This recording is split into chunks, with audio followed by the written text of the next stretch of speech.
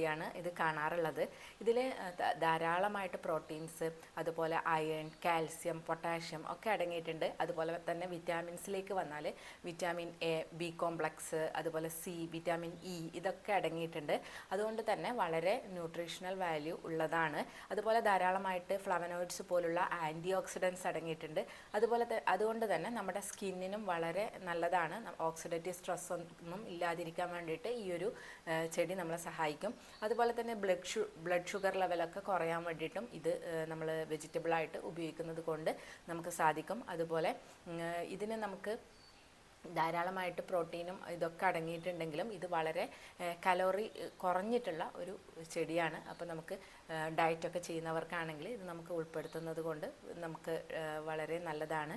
അപ്പോൾ ഇനി ഇതിൻ്റെ ഓരോരോ ഉപയോഗങ്ങൾ നമുക്ക് നോക്കാം. ഇതെങ്ങനെയാണ് നമുക്ക് മറ്റ് ഉപയോഗങ്ങൾ, അതായത് മെഡിസിനലായിട്ട്